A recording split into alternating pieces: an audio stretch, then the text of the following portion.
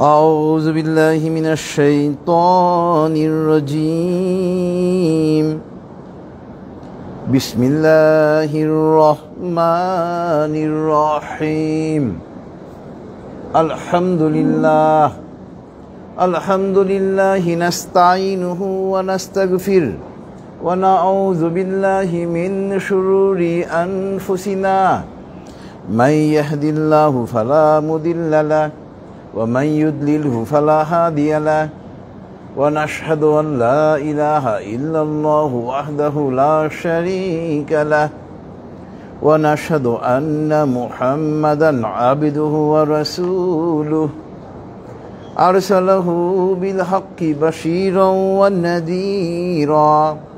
ونذيرا بين يدي الساعة من يطع الله ورسوله فقد رشد ومن يعصهما فإنه لا يضر إلا نفسه ولا يضر الله شيئا فقد قال الله تعالى في القرآن المجيد أعوذ بالله من الشيطان الرجيم إن الله وملائكته يصلون على النبي يا أيها الذين آمنوا صلوا عليه وسلموا تسليما اللهم صل على محمد وعلى آل محمد كما صليت على إبراهيم وعلى آل إبراهيم إنك حميد مجيد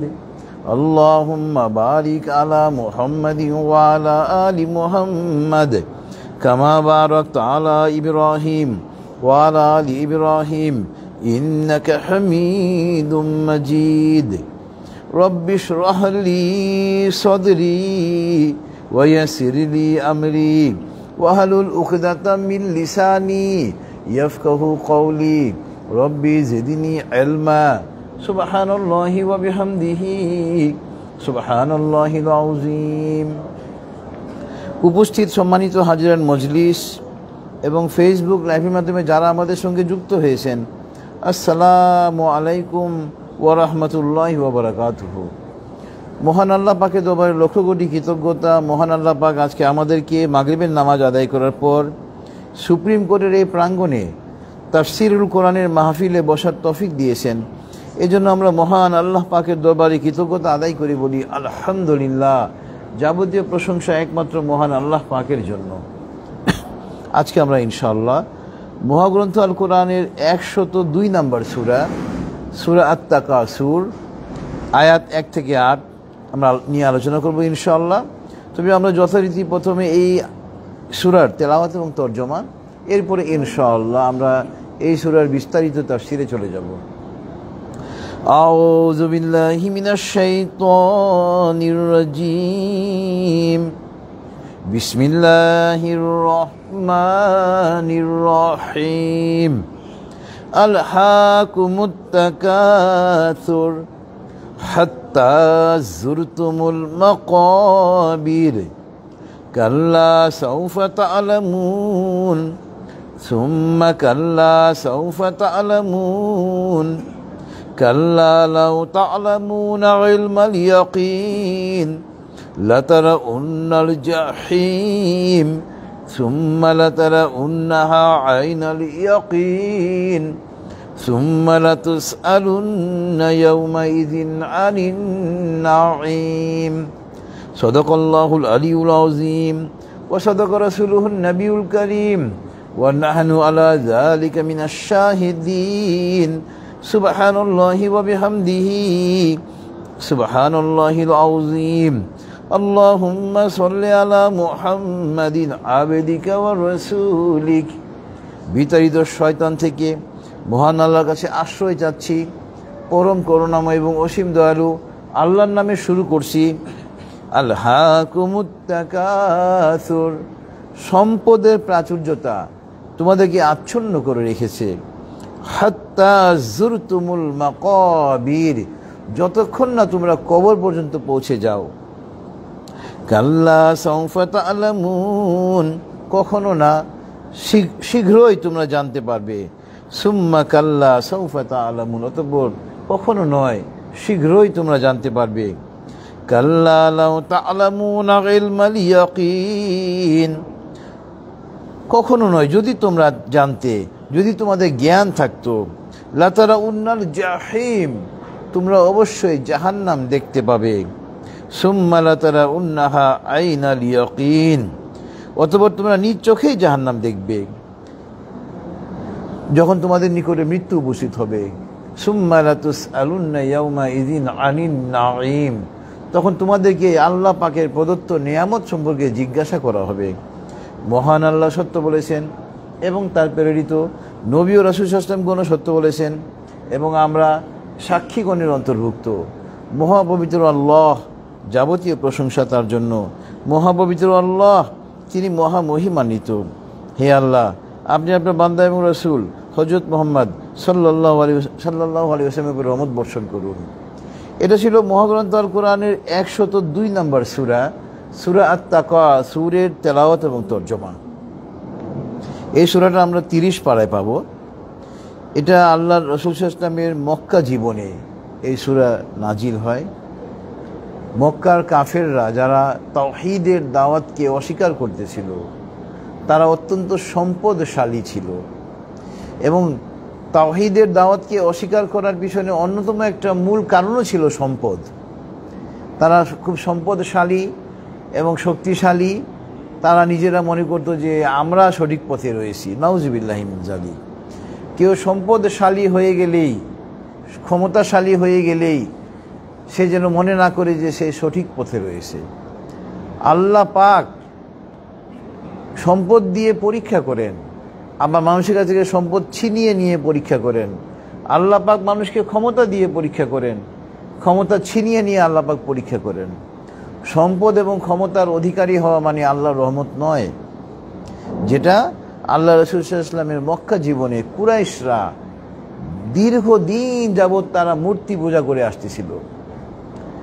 তারা অসংখ্য মূর্তি, অসংখ্য দেবদেবীর মূর্তির তারা পূজা করত বংশানুক্রমে।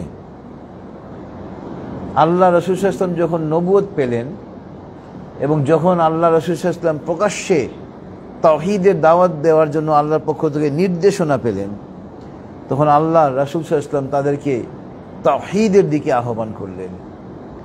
তাওহীদের দিকে। মা আত-তাওহীদু, তাওহীদ কি? আত-তাওহীদু ঈমানুন বিইলাহি ওয়াহিদ। তাওহীদ হইল একমাত্র সৃষ্টিকর্তা মহান আল্লাহ পাকের উপরে ঈমান আনা। তারা যেখানে দীর্ঘদিন যাবৎ বংশানুক্রমে শত শত বছর যাবৎ মূর্তির, একাধিক মূর্তির দেবদেবীর পূজা করতেছিল, ওইখানে আল্লাহ রাসূল সাল্লাল্লাহু আলাইহি ওয়াসাল্লাম তাদেরকে দাওয়াত দিলেন, আল্লাহু রাব্বুনা ওয়া রাব্বুকুম। আল্লাহ রাসূল সাল্লাল্লাহু আলাইহি ওয়াসাল্লাম তাদেরকে বললেন, আল্লাহ পাক যিনি আমারও সৃষ্টিকর্তা, তোমাদেরও সৃষ্টিকর্তা, পৃথিবীর সমস্ত কিছুর সৃষ্টিকর্তা একজন। এই আপনার তাওহীদের যখন দাওয়াত দিলেন, তাদের মাথা ঘুরে গেল। তারা তো মানে অসংখ্য দেবদেবী তারা মানত। এবং আপনি শুনে অবাক হবেন যে আমাদের পার্শ্ববর্তী রাষ্ট্র, যে একটা কাফের রাষ্ট্র ভারত, হিন্দু, তাদের নাকি 33 কোটি দেবতা। নাউজুবিল্লাহি মিন যালিক। দেবতার তাদের অভাব নেই।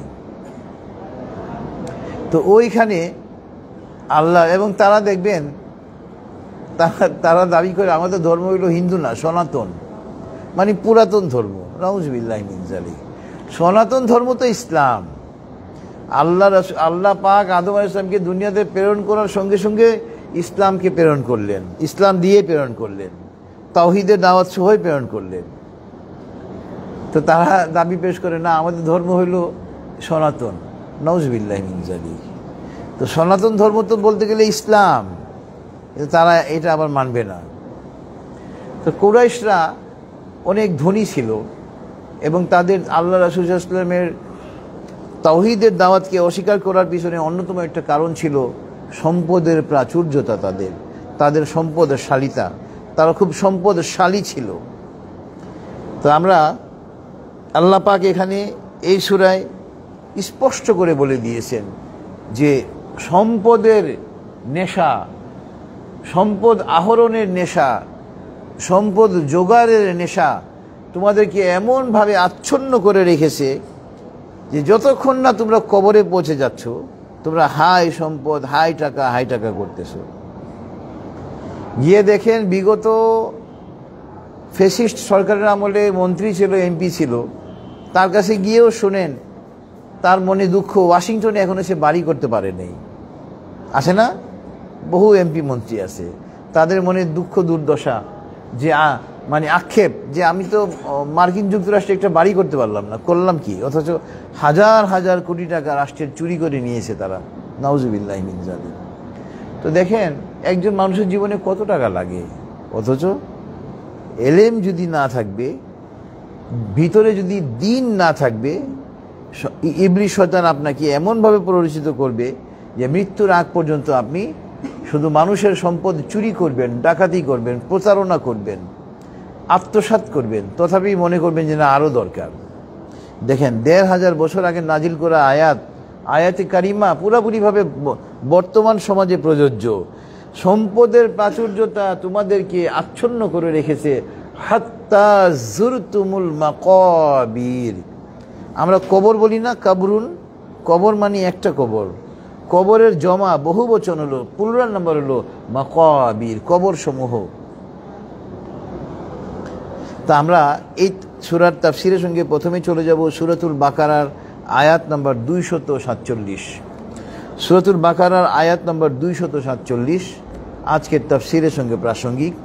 এখানে মহান আল্লাহ পাক বলতেছেন, وَقَالَ لَهُمْ نَبِيُّهُمْ إِنَّ اللَّهَ قَدْ بَعَثَ لَكُمْ طَالُوتَ مَلِكًا قَالُوا أَنَّ يَكُونُ لَهُ الْمُلْكُ عَلَيْنَا وَنَحْنُ أَحَقُّ بِالْمُلْكِ مِنْهُ وَلَمْ يُؤْتَ سَعَةً مِنَ الْمَالِ قَالَ إِنَّ اللَّهَ اصْطَفَاهُ عَلَيْكُمْ وَزَادَهُ بَسْطَةً فِي الْعِلْمِ وَالْجِسْمِ والله يؤتي ملكه من يشاء والله واسع عليم। দেখেন ইহুদিদের বিরুদ্ধে একটা বাদশা ছিল, জালুত তার নাম। ইহুদিদের উপরে সে অত্যন্ত কঠিন, রূঢ় ছিল, ইহুদিদেরকে হত্যা করত, ইহুদিদেরকে দাস বানিয়ে রেখে দিত। আপনার ইহুদিরা এই জালুত অত্যাচারী বাদশার অত্যাচারে অতিষ্ঠ ছিল। তৎকালীন ইহুদিদের যে নবী ছিলেন হযরত শামাবিল আলাইহিস সালাম,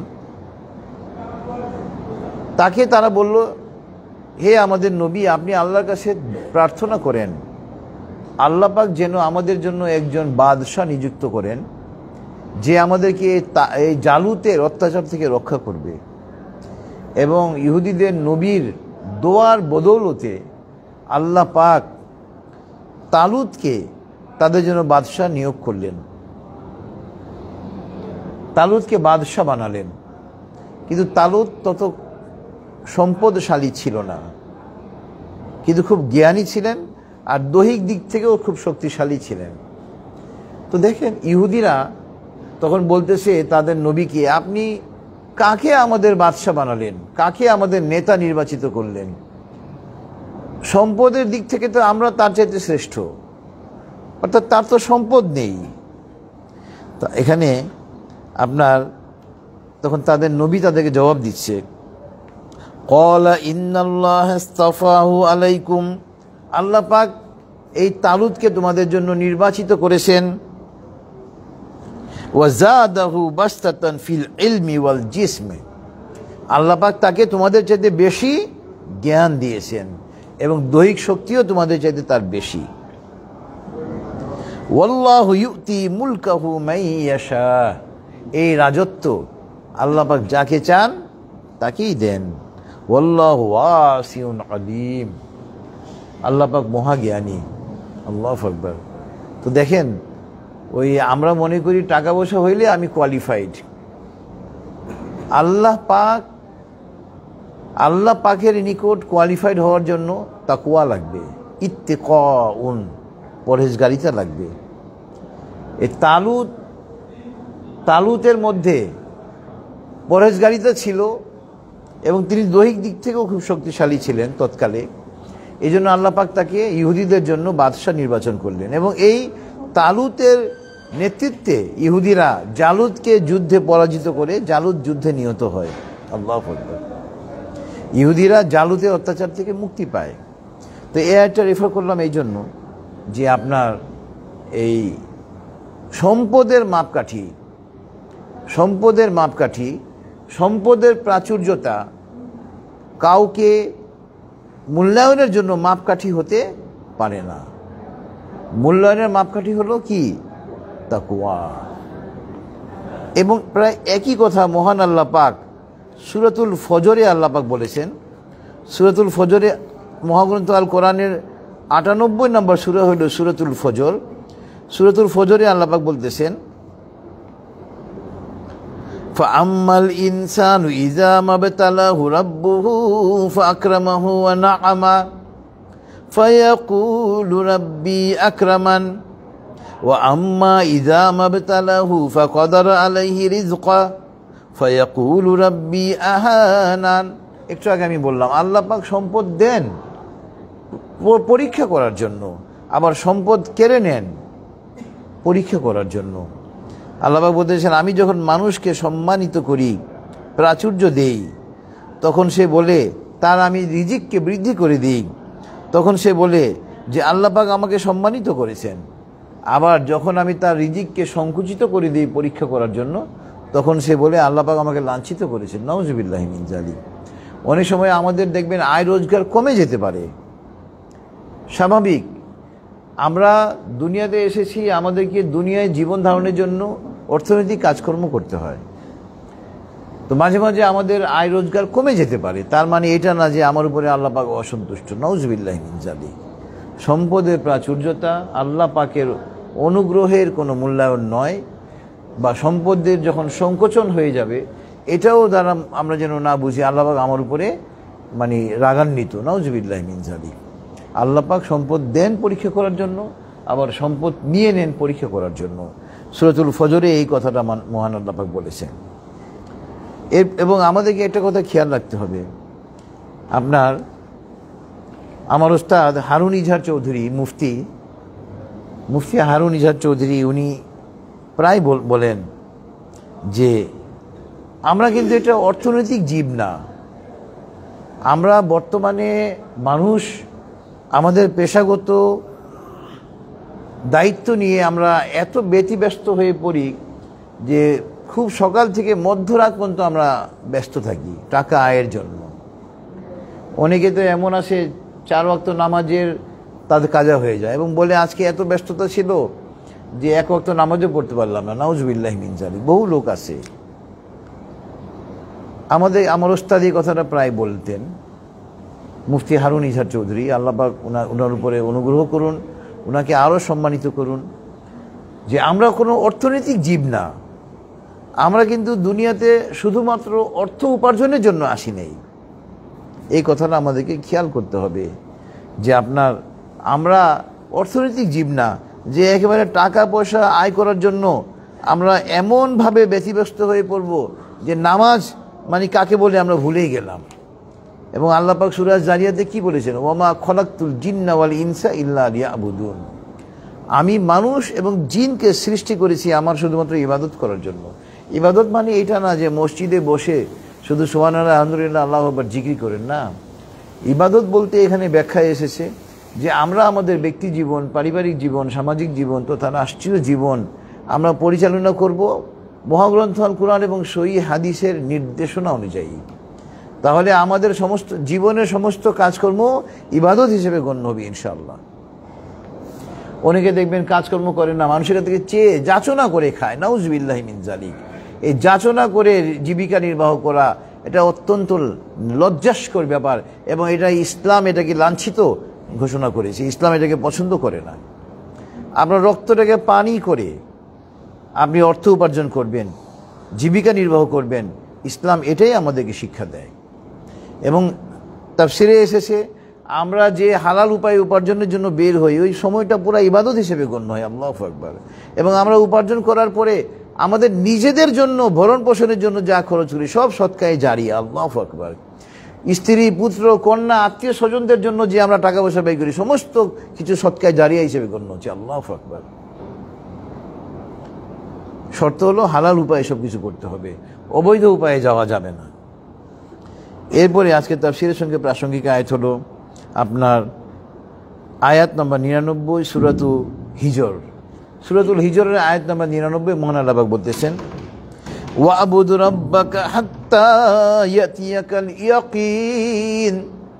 দেখেন, আরবি ভাষার একটা বৈশিষ্ট্য হচ্ছে, আমরা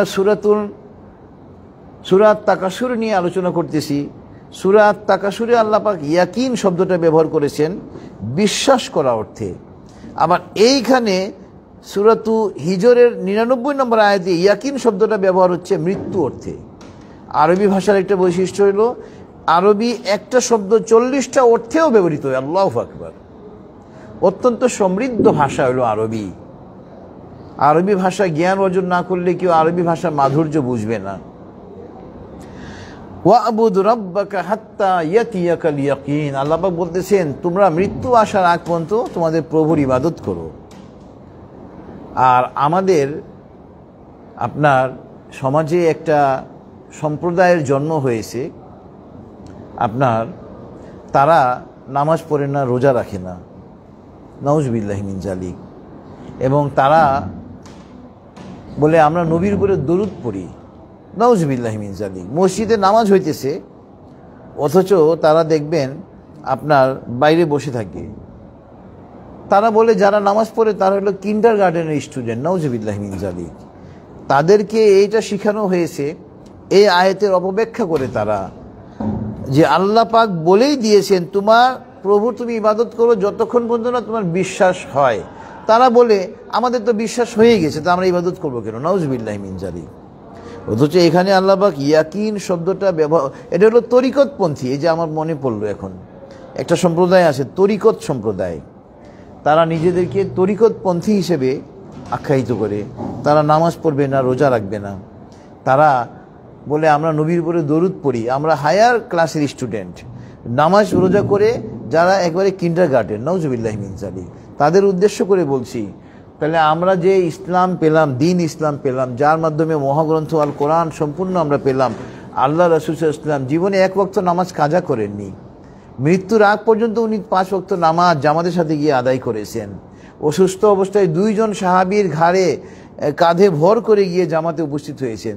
তাহলে আল্লাহ রাসূল সাল্লাল্লাহু আলাইহি ওয়াসাল্লাম সারা জীবন কিন্ডারগার্টেনের স্টুডেন্ট ছিলেন, নাউজুবিল্লাহি মিন জালিক। পথভ্রষ্টতা দেখেন।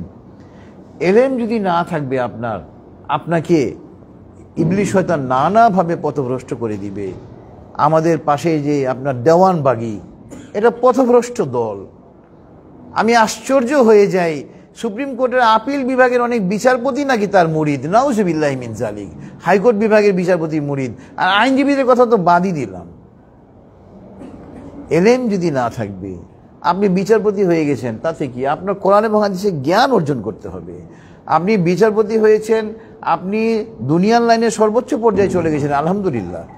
তাই বলে আপনার জন্য মহাগ্রন্থ আল কোরআন এবং হাদিসের জ্ঞান অর্জন করা কিন্তু নেই, কি বলে নেই যে আপনাকে অবকাশ দেওয়া হয়েছে, করতে হবে না। আপনি একজন আইনজীবী হন, আপনি একজন ডাক্তার হন, আপনি একজন বিচারপতি হন, আপনি একজন প্রকৌশলী হন না কেন, যেই পেশায় আপনি থাকেন না কেন, তালাবুল ইলমি ফরিদাতুন আলা কুল্লি মুসলিম। প্রত্যেক মুসলমান নরনারীর উপরে এলেম শিক্ষা করা ফরজ। তো যেসব বিচারপতিরা এই আপনার দেওয়ানবাগির মুরিদ হয়, কোরআন হাদিসে জ্ঞান না থাকার কারণে। তো আপনার এই তরিকতপন্থী নামে একটা পন্থী এখন বের হয়ে আমাদের সমাজের সাধারণ মুসলমানদেরকে তারা কি করতেছে, তারা প্রতারণা করে ইমান থেকে বিচ্যুতি ঘটাচ্ছে, নাউজুবিল্লাহি মিন জালিক। আচ্ছা, এরপরে আপনার এই জন্য এই আয়াতটা রেফার করলাম সূরাতুল হিজরের আয়াত নম্বর 99। এখানে ওয়াবুদ রাব্বাকা হাত্তা ইয়াতিয়াকাল ইয়াকিন, আল্লাহ পাক আমাদেরকে নির্দেশনা দিয়েছেন তোমাদের মৃত্যু হওয়ার আগ পর্যন্ত তোমরা তোমাদের প্রভুর ইবাদত করো। এখানে ইয়াকিন শব্দটা আল্লাহ পাক ব্যবহার করেছেন মৃত্যু অর্থে। আর সূরা আত-তাকাসুরে ইয়াকিন শব্দটা ব্যবহার হয়েছে বিশ্বাস অর্থে। আরবি ভাষার এটাই বৈশিষ্ট্য, একটা শব্দ বিভিন্ন অর্থে ব্যবহৃত হয়। এরপরে আজকের তাফসীরের সঙ্গে প্রাসঙ্গিক আয়াত হলো সূরাতুল মুনাফিকুনের আয়াত নম্বর 9। সূরাতুল মুনাফিকুনের আয়াত নম্বর 9 আল্লাহ পাক বলতেছেন, ইয়া আইয়ুহাল্লাযীনা আমানু লা তুলহিকুম আমওয়ালুকুম ওয়ালা আওলাদুকুম আন যিকরিল্লাহ ওয়া মান ইয়াফআল যালিকা ফাউলাইকা হুমুল খাসিরুন। হে ঈমানদারগণ, তোমাদের ধন সম্পদ, মাল মানি সম্পদ, মালের জমা হলো আমওয়াল, বহু বচন। আপনার তোমাদের ধন সম্পদ এবং ওয়ালাদুন মানি সন্তান, ওয়ালাদুনের জমা হলো বহু বচন হলো আপনার আওলাদ। আল্লাহ পাক বলতেছেন তোমাদের ধন সম্পদ এবং সন্তানাদি যেন আল্লাহ পাকের জিকির থেকে তোমাদেরকে বিরত না রাখে। যে এই কাজটা করবে সে ক্ষতিগ্রস্তদের অন্তর্ভুক্ত হবে। আমরা অবশ্যই দুনিয়াতে বসবাস করতে গেলে আমাদের টাকা পয়সা লাগবে, অর্থনৈতিক কাজকর্ম করব, আমরা পরিবার গঠন করব, সন্তান হবেই। কিন্তু ওই অর্থনৈতিক কাজের কারণে, পরিবারের কারণে আমাদেরকে খেয়াল রাখতে হবে যেন আমাদের ইসলাম থেকে আমরা বিচ্যুত না হই। মহাগ্রন্থ আল কোরআন এবং হাদিস বিরোধী কোনো কাজ যেন আমরা না করি, এই দিকে আমাদেরকে খেয়াল রাখতে হবে। এটা ছিল সূরাতুল মুনাফিকুন আয়াত নম্বর 9। এরপরে আপনার আজকে তাফসীরের সঙ্গে প্রাসঙ্গিক আয়াত হলো সূরাতুল মুদ্দাসসিরের আয়াত নম্বর 41 থেকে 46। এখানে আল্লাহ পাক বলতেছেন, আনিল মুজরিমিন মা সালাকাকুম ফি সাকর ক্বালু লাম নাকু মিনাল মুসাল্লিন ওয়া লাম নাকু নুতইমুল মিসকিন ওয়া কুন্না নাখুদু মা'আল খাইদিন ওয়া কুন্না নুকাজ্জিবু বিয়াউমিদ্দিন হাত্তা আতানাল ইয়াকিন। এখানেও ইয়াকিন শব্দটা আল্লাহ পাক ব্যবহার করেছেন 47 নম্বর আয়াতে মৃত্যু অর্থে। দেখেন, আনিল মুজরিমিন, যারা জেলখানায় গিয়েছেন তাদের অভিজ্ঞতা আছে। আমার এই দুর্ভাগ্য হয়নি কখনো জেল খাটার, নাউজুবিল্লাহি মিন যালিক। আল্লাহর কাছে আশ্রয় চাই আল্লাহ পাক যেন এই বিপদ থেকে রক্ষা করেন। কিন্তু বিগত ফ্যাসিস্ট সরকার আমলে আমাদের বহু আলিম ওলামারা, নির্দোষ নিরপরাধ আলিম ওলামারা বছরের পর বছর জেল খেটেছে এই খুনি হাসিনার আমলে। তো কেউ যারা জেলে গিয়েছেন তারা জানেন, নতুন আসামি জেলে গেলেই অন্যান্য আসামিরা জিজ্ঞেস করে, কি আপনার অপরাধ কি, চুরি করছো না ডাকাতি করেছো না খুন করেছো, কি করেছো জিজ্ঞেস করে। ওই রকমভাবে যখন কাফেরদেরকে আল্লাহ পাক কি করবেন, জাহান্নামে নিক্ষেপ করবেন, আনিল মুজরিমিন, অপরাধীদেরকে, তখন বলবে কি ব্যাপার, মা সালাকাকুম ফি সাকার, কি কারণে তোমরা জাহান্নামে নিক্ষিপ্ত হলে?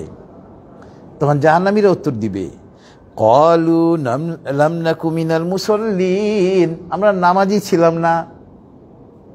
নামাজ জামাত দাঁড়াচ্ছে, চেম্বারে 5 জন মক্কেল বসা, 5 জনে 4 জনই যায় না নামাজে, একজন যায়, বাকি 4 জনকে বললে ভাই আমরা তো নামাজ পড়ি না, নাউজুবিল্লাহি মিন যালিক, আসে না? দেখেন, একজন মুসলমান কি বলতে পারে আমরা নামাজ পড়ি না? তো জাহান্নামে যাওয়ার প্রথম কারণ হলো লাম নাকু মিনাল মুসাল্লিন, নামাজ না আদায় করা।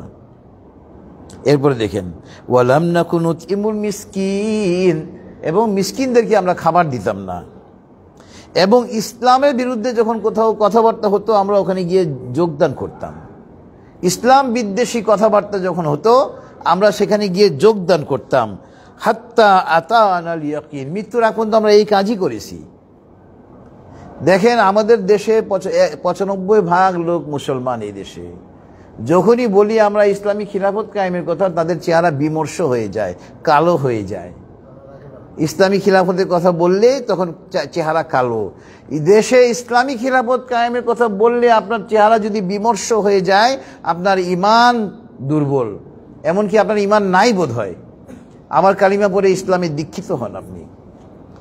একজন মুসলমান মাত্রই তার মনের মধ্যে এই অভিলাষ থাকবে যে আমার রাষ্ট্র, যেখানে ৯৫% লোক মুসলমান, এখানে ইসলামী খিলাফত কায়েম হবে, মহাগ্রন্থ আল কোরআন দিয়ে এই দেশ পরিচালিত হবে। বরঞ্চ ইসলামের কথা বললে আবার একটা দলের প্রধান নাকি বলে আমরা শরিয়া আইনে বিশ্বাস করি না, নাউজুবিল্লাহি মিন যালিক। যে রাষ্ট্রের ৯৫% লোক মুসলমান, ওই রাষ্ট্রের দলের প্রধান কি এই কথা বলতে পারে? অথচ এখনও সে ওই মহাসচিবের পদে এখনো পর্যন্ত বলিয়ান মানে বলবৎ আছে, নাউজুবিল্লাহি মিন যালিক। শোনেন, এই বাউল কয়েকদিন আগে ইসলাম আল্লাহকে নিয়ে কি বলেছে চিন্তা করেছেন? আমরা তার বিচার করতে পারতেছি?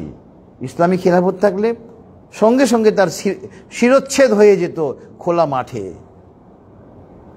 ইসলামী খিলাফত যদি কায়েম হবে, দেখেন আমরা আইনজীবীরা, আমরা কিন্তু এই ডিফিকাল্টিসগুলো ফেস করি। একটা এলাকায় একটা মার্ডার হলো, হত্যাকাণ্ড ঘটলো, অথচ হত্যাকাণ্ড যখন ঘটে তখন দেখা যায় কোনো আসামি খুঁজে পাওয়া যায় না, পুলিশ ফাইনাল রিপোর্ট দিয়ে দেয়, কাউকে ধরতে পারে না। কিন্তু ইসলামী রাষ্ট্র যদি হয়, একটা এলাকায় যদি একটা হত্যাকাণ্ড ঘটে সংগঠিত হয়, যদি হত্যাকারীকে ধরা না হয়, ওই এলাকার সবাই মিলে ওই হত্যাকারীর পরিবারকে ১০০ উট অথবা গরুর দাম দিবে। তো ইসলামী খিলাফত যদি হবে, তখন এলাকায় দেখা যাবে একটা হত্যাকাণ্ড ঘটলে যদি হত্যাকারী ধরা না পড়ে, আমাদের সবাইকে ক্ষতিপূরণ দেওয়া লাগে। সবাই তখন সজাগ থাকবে, এই ঘটনাটা কে ঘটিয়েছে খুঁজে বের করবে।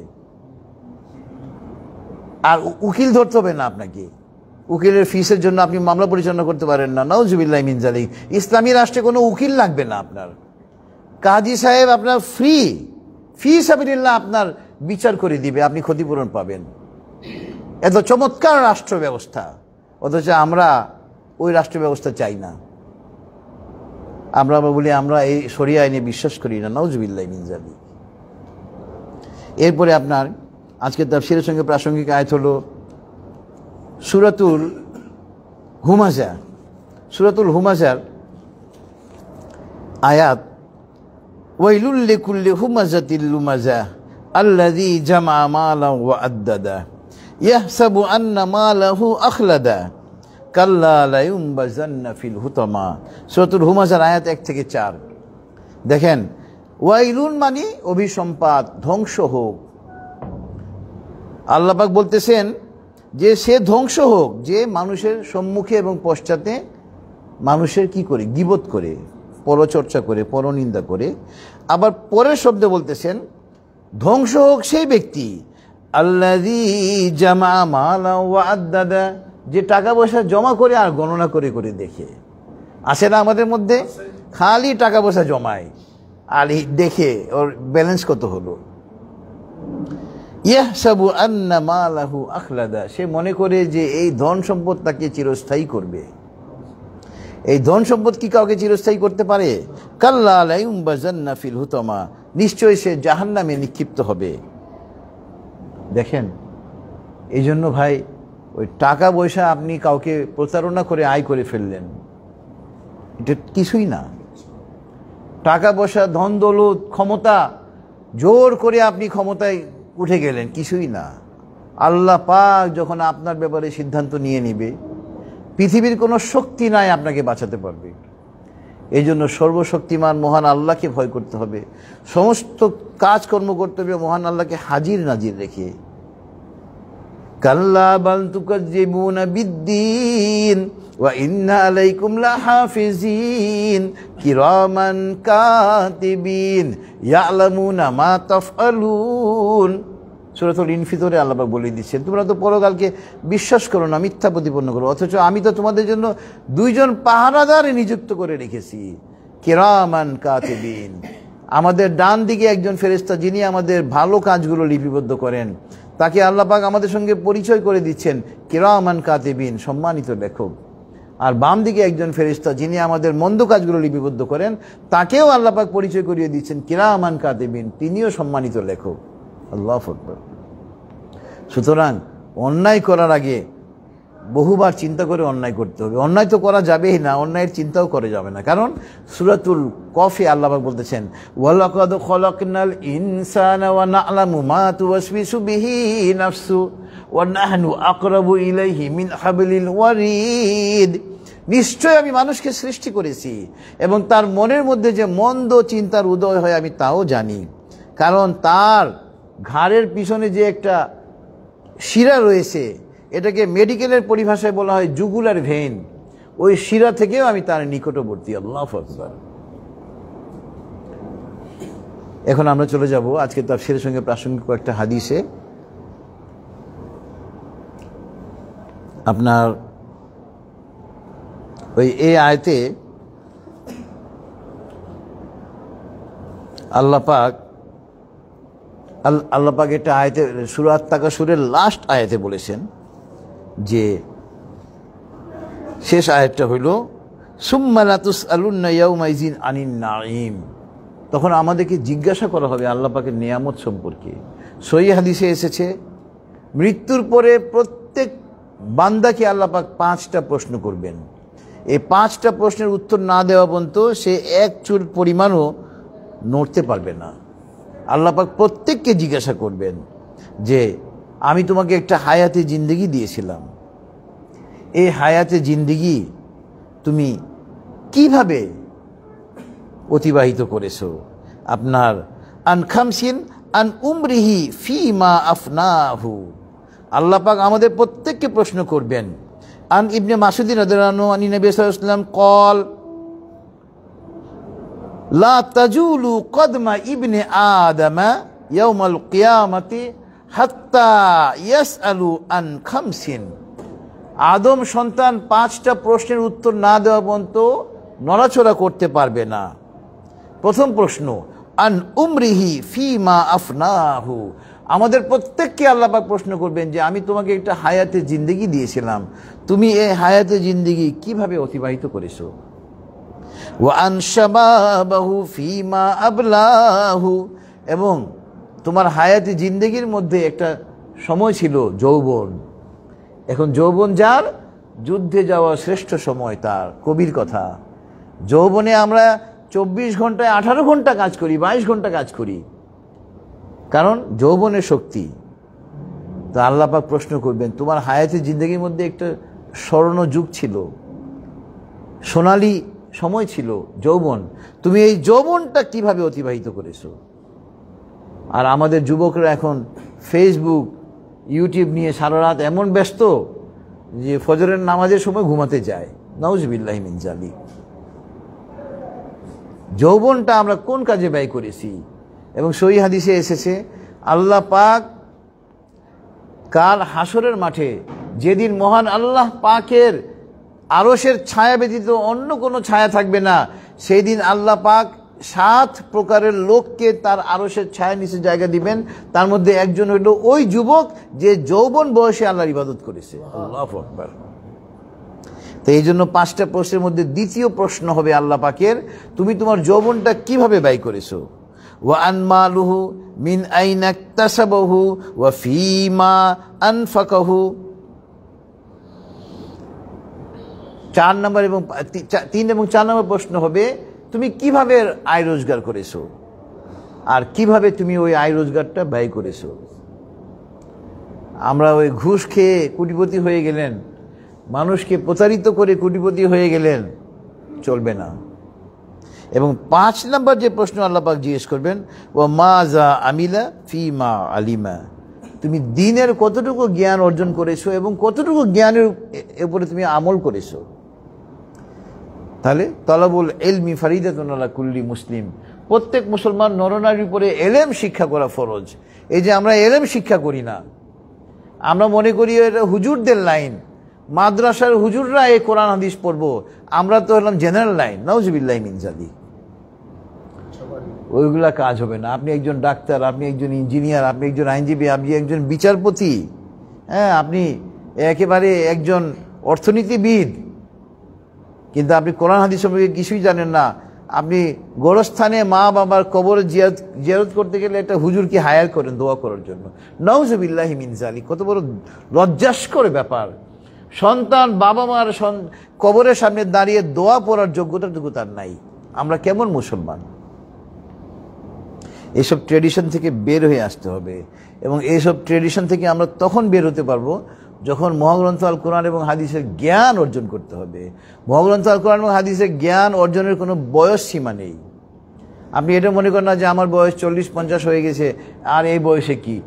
আপনি এখনই শুরু করেন, আপনি এখনই শুরু করেন, এই বয়সে শুরু করেন। আল্লাহ পাক তো নিয়ত দেখে, আপনার আমার নিয়ত কি, উদ্দেশ্যটা কি। বরঞ্চ আপনি অধিক বয়সে কোরআন হাদিস যদি শিখেন, আপনি আরও ভালো বুঝবেন। আপনি একজন জেনারেল লাইনে ওয়েল কোয়ালিফাইড যদি থাকেন, আপনি মহাগ্রন্থ আল কোরআন এবং হাদিসের ব্যাখ্যা আরও ভালো বুঝবেন, মানুষকে আরও সহজ করে বোঝাতে পারবেন। কারণ আপনি জেনারেল লাইনে একেবারে সর্বোচ্চ শিক্ষায় শিক্ষিত। আপনি এলেম অর্জন করলে কোরআন এবং হাদিসের জ্ঞান মানুষকে আরও ভালো করে বোঝাতে পারবেন, উদাহরণ দিতে পারবেন। ইসলামের অনেক বড় খেদমত হবে আপনার দ্বারা। এরপরে আপনার আজকের তাফসীরের সঙ্গে প্রাসঙ্গিক আয়াত হলো আন কাব ইবনে আয়াদ রাদিয়াল্লাহু আনহু قال سمعت رسول الله صلى الله عليه وسلم يقول إن لكل أمة فتنة وفتنة أمتي المال رواه الترمذي। আগের হাদিসটাও সহিহ তিরমিজির ছিল, এটাও সহিহ তিরমিজির। হযরত কাব ইবনে আয়াদ রাদিয়াল্লাহু আনহু হাদিসখানা বর্ণনা করেছেন এবং তিনি বলতেছেন, আল্লাহ রাসূল সাল্লাল্লাহু আলাইহি ওয়াসাল্লামকে আমি বলতে শুনেছি, প্রত্যেকটা উম্মতের জন্য একটা করে ফিতনা ছিল। ফিতনা মানে পরীক্ষা, ফিতনা মানে আপনার এই বিপদ, ফিতনা মানে আপদ। আল্লাহ পাক প্রত্যেকটা উম্মতকে একটা বিপদ দিয়ে, একটা পরীক্ষার মাধ্যমে পরীক্ষা করেছেন। আর নবী সাল্লাল্লাহু আলাইহি ওয়াসাল্লাম বলতেছেন, আমার উম্মতের ফিতনা হবে সম্পদ। ওয়া ফিতনাতু উম্মতি আল মাল। এই দেখেন টাকা পয়সা নিয়ে চারপাশে, বাবা ছেলেকে ঠকাচ্ছে, ছেলে বাবাকে ঠকাচ্ছে, মা ছেলেকে, ছেলে মাকে ঠকাচ্ছে।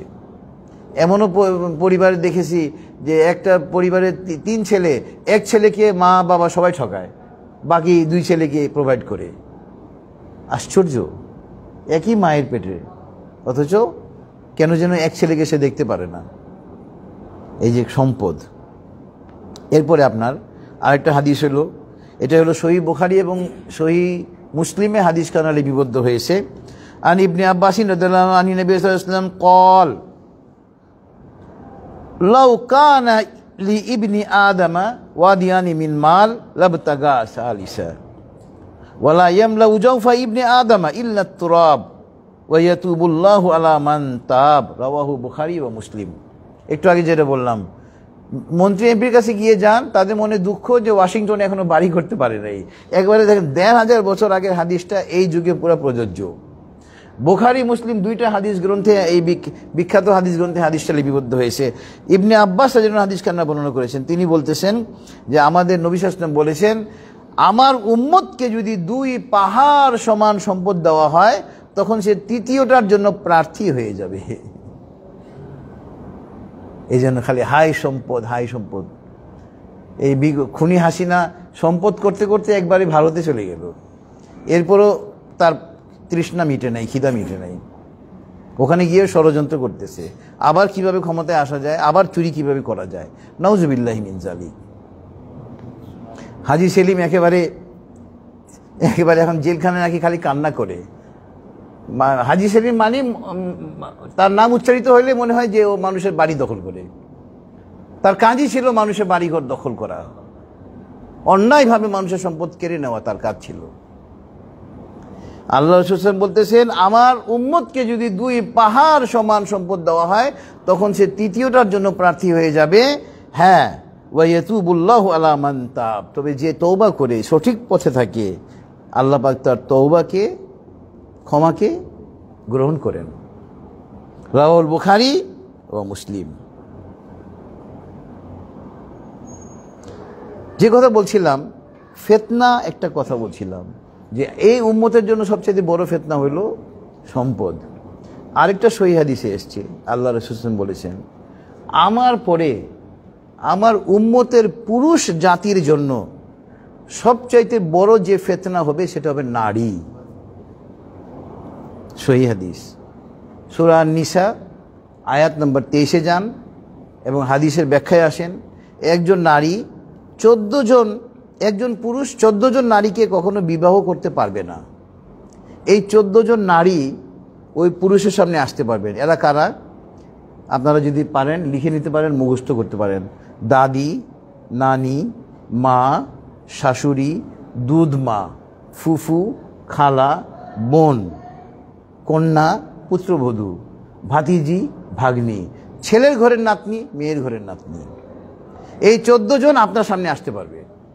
এই 14 জনে আপনার চাচি আসে, আমরা চাচির সঙ্গে পর্দা করি। এই 14 জনে আপনার মামি আসে, আমরা মামির সঙ্গে পর্দা করি। চাচা যদি মারা যায় বা চাচার সঙ্গে চাচির তালাক হয়ে যায়, ওই চাচির সঙ্গে আপনার বিবাহ জায়েজ। আর আমরা চাচির সঙ্গে কোনো পর্দা নাই। বহু পরিবারে চাচির সঙ্গে অবৈধ সম্পর্কে জড়িয়ে সমাজে নানা অনিষ্ট হচ্ছে। মামির সঙ্গেও অবৈধ সম্পর্কে জড়িয়ে নানা অনিষ্ট হচ্ছে সমাজে। দুলাভাই শালিকার সঙ্গে পর্দা করে এখানে আসে, যে আমরা করি না। ভাসুর, ছোট ভাইয়ের বউ, ভাসুর থেকে পর্দা করতে হবে। আমাদের সমাজে এগুলো নাই। এখানে বোন শুধু আপনার সামনে আসতে পারবে। বোন মানে আপন বোন, চাচাতো, মামাতো, ফুপাতো, খালাতো বোনের থেকে আপনাকে পর্দা করতে হবে। আমরা মনে করি চাচা, খালাতো বোন আমার আপন বোন, এক রিক্সায় ঘুরতে চলে গেলেন, নাউজুবিল্লাহি মিন যালিক। তো এই যে সহিহ হাদিস আসছে, যেটা বললাম যে আপনার আল্লাহ রাসূল সাল্লাল্লাহু আলাইহি ওয়াসাল্লাম বলছেন, আমার পরে আমার উম্মতের পুরুষের জন্য সবচেয়ে বড় ফিতনা হইল নারী।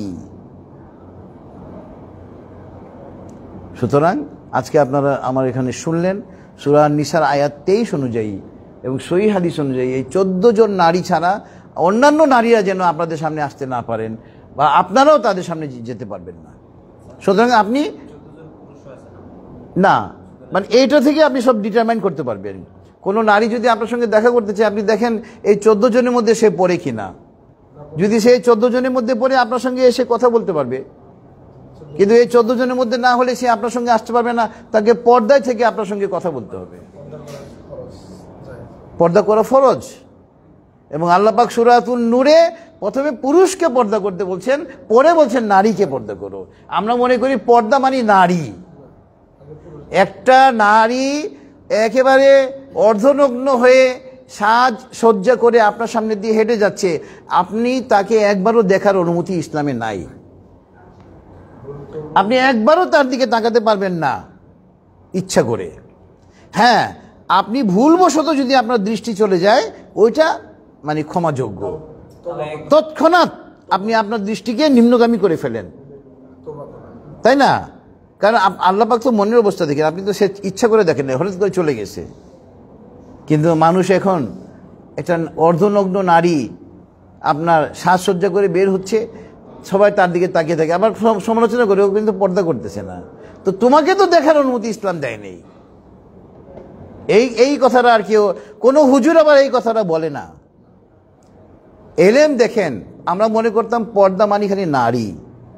পুরুষকে আল্লাহ পাক প্রথমে আল্লাহ পাক সূরাতুন নূরে প্রথমে পর্দা করতে বলেছেন, পরে বলেছেন নারীকে, পরের আয়াতে। সুতরাং এই যে আপনার এই নারীর ফিতনা থেকে বেঁচে থাকতে হবে। নারীর ফিতনা থেকে বেঁচে থাকতে হবে।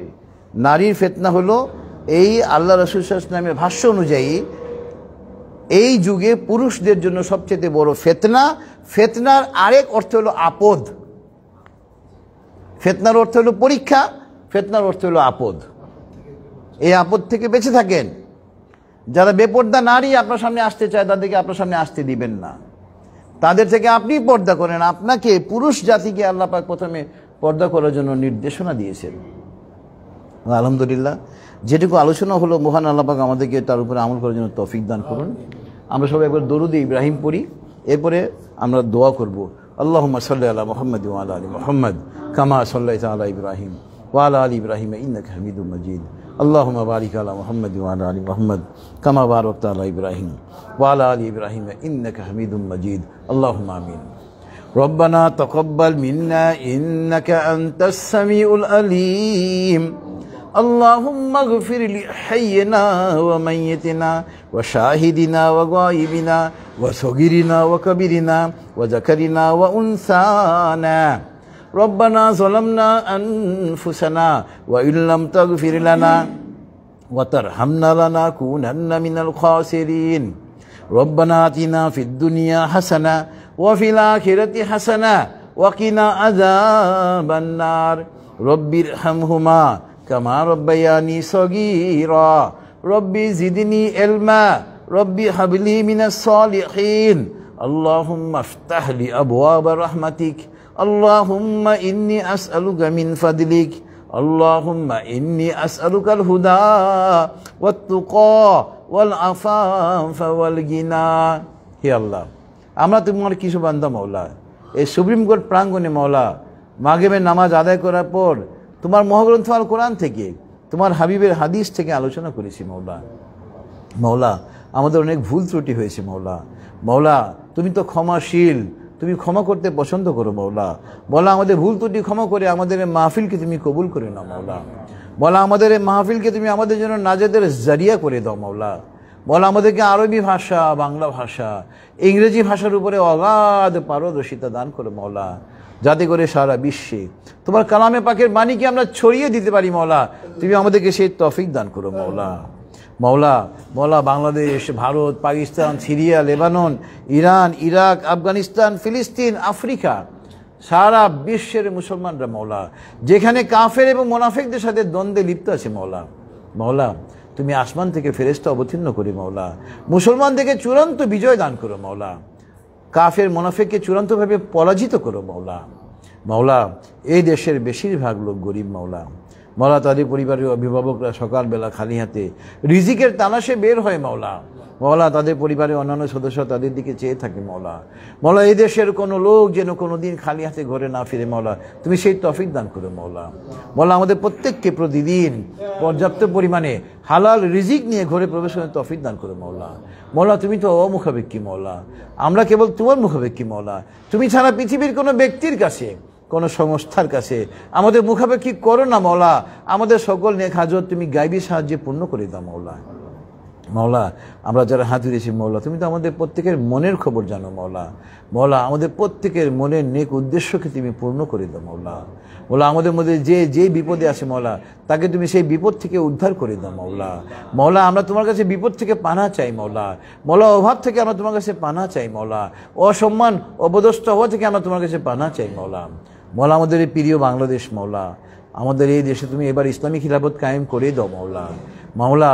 পরবর্তীতে এমন এক সরকারকে আমাদের রাষ্ট্রীয় ক্ষমতায় অধিষ্ঠিত করো মাওলা যে মহাগ্রন্থ আল কোরআন দিয়ে এবং সহিহ হাদিস দিয়ে সত্যিকারের ইসলামী খিলাফত এই দেশে কায়েম করে দিবে মাওলা আমরা যেন ইসলামী খিলাফত এই দেশে দেখে যেতে পারি মাওলা মাওলা মুসলমানদের চরম দুশ্মন মাওলা নরেন্দ্র মোদীকে তুমি ধ্বংস করো মাওলা ভারতের মুসলমানদেরকে তুমি রক্ষা করো মাওলা ডোনাল্ড ট্রাম্পকে ধ্বংস করো মাওলা বনি ইসরায়েলকে তুমি নেতানিয়াহুকে তুমি ধ্বংস করো মাওলা ফিলিস্তিনিদেরকে চূড়ান্ত বিজয় দান করো মাওলা সারা বিশ্বের মুসলমানদেরকে তুমি হেফাজত করো মাওলা ভারতের মুসলমানদেরকে তুমি হেফাজত করো মাওলা মাওলা মাওলা তুমি আমাদেরকে ক্ষমা করে দাও মাওলা আমাদের সমস্ত গুনাহসমূহকে তুমি নেকির দ্বারা ভরপুর করে দাও মাওলা মাওলা আমাদের জন্য যা যা কল্যাণকর মাওলা অথচ আমরা চাইনি সমস্ত কিছু আমাদেরকে দিয়ে দাও মাওলা তোমার হাবিব তোমার কাছে যে সমস্ত কল্যাণ চাইতেন আমরাও তোমার কাছে ওই সমস্ত কল্যাণ চাই তোমার হাবিব তোমার কাছে যে সমস্ত অকল্যাণ থেকে পানা চাইতেন আমরাও ওই সমস্ত অকল্যাণ থেকে অনিষ্ট থেকে পানা চাই মাওলা মহাগ্রন্থ আল কোরআনের উসিলায় আমাদের দোয়াকে কবুল করে না মাওলা وصلى الله تعالى على خير خلقه محمد وعلى آله وأصحابه أجمعين سبحان ربك رب العزة عما يصفون وسلام على المرسلين والحمد لله رب العالمين السلام عليكم ورحمة الله একটু বসেন আপনারা